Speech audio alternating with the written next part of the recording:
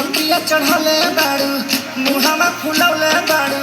काहे बिछौना गोरिया लगे बिछौले बाड़ू बोला हो आहो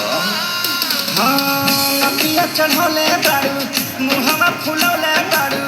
काहे बिछौना गोरिया लगे बिछौले बाड़ू तो काहे खिसियालू धनी कोरवा में राजा तना तनी ना जा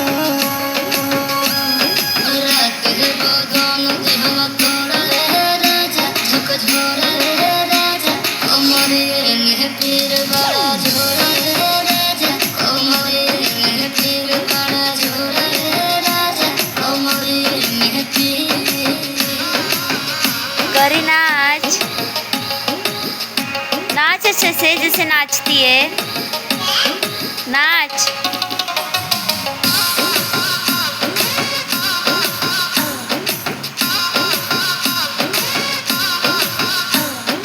बोला धनी डॉक्टरिया बहता बोलाई खैबू दवाई कि सुई लगवाई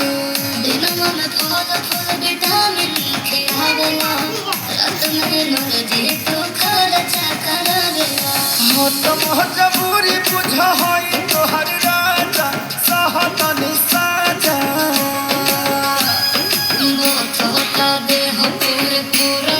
राजा कमजोर है राजा कमरे में पीर बड़ा जोर है राजा कमरे में पीर बड़ा जोर है राजा कमरे में पीर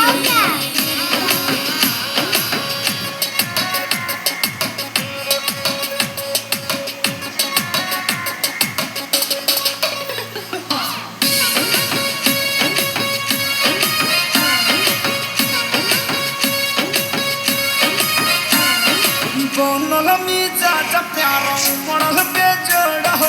मन पोहर रख दी पलमिया का तोड़ हो दही वकील खुद बहु